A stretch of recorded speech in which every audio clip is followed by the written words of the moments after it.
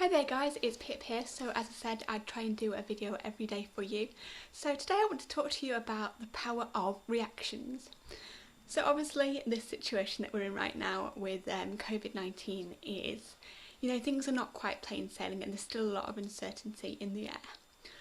But I want to introduce to you a few thoughts and a quick method.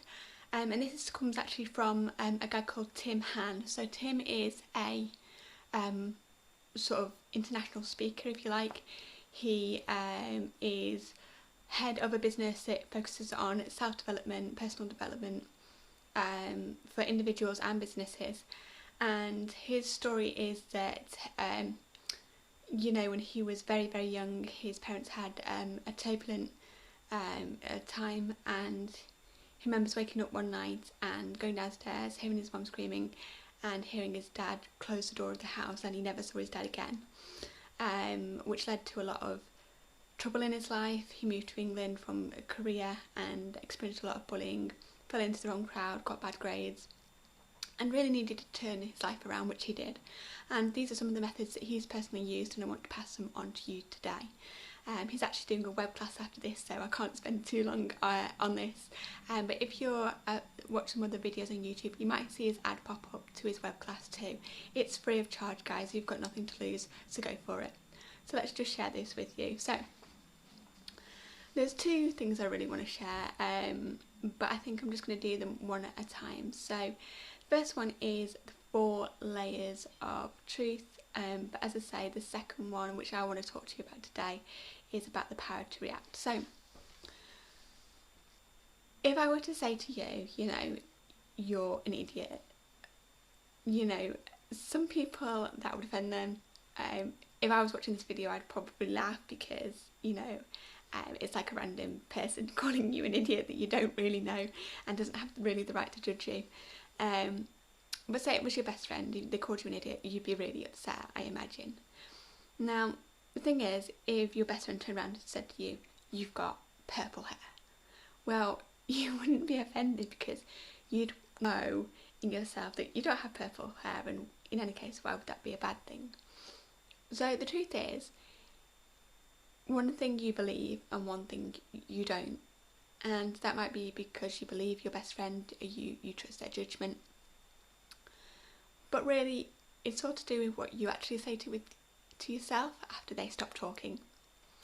So what do I mean by that? So, our perception of ourselves and the emotions that we feel really come from whether we agree or disagree with the environment around us. As I say, just going back to that example, if you trust your best mate's judgment, you're likely to go, wow, like I must be an idiot, I don't want to be, I feel really bad about myself, what have I done to upset them, it must be me, whereas in reality they might just be having a bad day or anything else. And the thing is, the basic formula I want to give to you today is that the event, so E, but we like to call it, plus R, which is the reaction, equals the outcome. So E plus R equals O. And this is taught by many self-development and strategists, such as Tony Robbins, and loads of others, pretty much any motivational speaker that you come across. And you might be thinking, well, Pip, that's really obvious. I can't believe you let me watch this video to this point just to figure that out. But let me illustrate to you the power of this. So again, this is something that was brought to me by Tim Han, and he helped me understand it through this. He said, there was once a study done on these twin boys, and they unfortunately had a alcoholic, abusive, violent father who used to unfortunately beat the boys, and they didn't have a very nice childhood, basically. Now, these boys were twin boys, okay, so same DNA, and the psychologist did a study on how these boys grew up. So one boy went to a good university, got a good job, the other followed more or less in the footsteps of his father and became a violent, raging alcoholic. And the psychologist brought the two men into a room, and they asked them both, you know, sort of, why did you turn out this way? Why did you take this path? And they both said, what would you have done if you'd experienced the same thing, or you'd had that happen to you? And it's so interesting, that, isn't it? Because nothing else determined that outcome for them as individuals other than the way that they chose to react. They both had the same event, they both had the same DNA. The only difference was the way that they reacted, and that led to completely different outcomes. As I'm sure you know, if you've studied anyone like, you know, really anyone famous. I mean, like Richard Branson, who used to get beaten at school because he was dyslexic, unbeknown to the whole world, basically.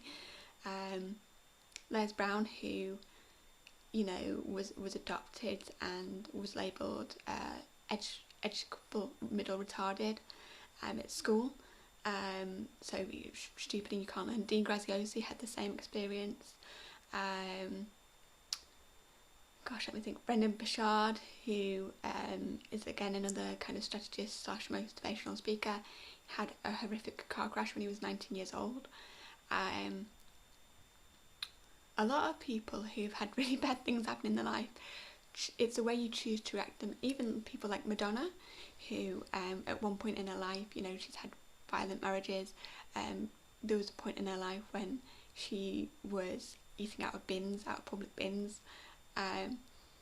You know, all these people, and I just really want to give that to you today, because as the world is continually a bit crazy, and as you are hopefully not watching the news and not allowing your subconscious to be exposed to all this negativity and subconsciously take that on, because that's one thing about the subconscious, you don't have a choice over what it wants to take in, it will take in what it takes in.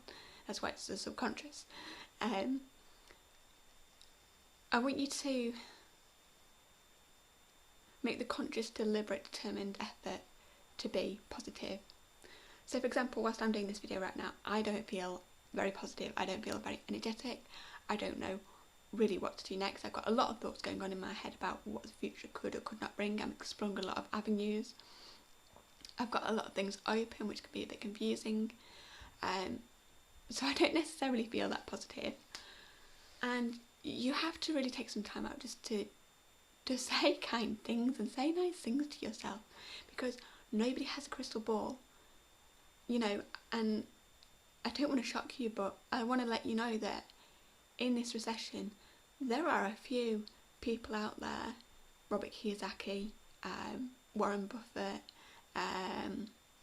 you know, probably Carl Icahn, who have no doubt made a lot of money from this, and who are you know, profiting, I wouldn't say profiting off this virus, but because of the skills they've had to learn, you know, there are good things happening to them in their lives.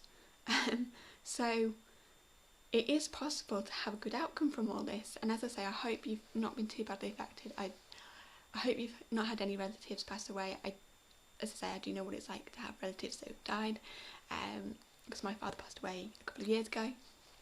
But I do want to let you know that no one has a crystal ball, so why not choose the future to be positive? So do really carefully and choose where you want your life to go, rather than let your life just take you and your emotions take you where they want to go. So that's all from me, and I'll see you next time. You take care. As always, as I said, if you get a chance, because you are watching YouTube, keep an eye out for a guy called Tim Han. He's Korean, and he just runs an ad before videos, and if you can get on his workshops, do so. As I say, I'm going to literally jump on one now after, you know, sorting this video out for you guys to watch, and I think it's going to be really exciting, because it's all about limiting beliefs and helping us to all remove kind of the invisible bubble we put around ourselves that says this is who I am, because we need to change that right now, because we need to be adaptable and the world is changing. Let's get ahead, let's change those limiting beliefs on a subconscious level, and go forward into this new future and make the best of it. Alright, so that's all from me. See you next time. Bye now.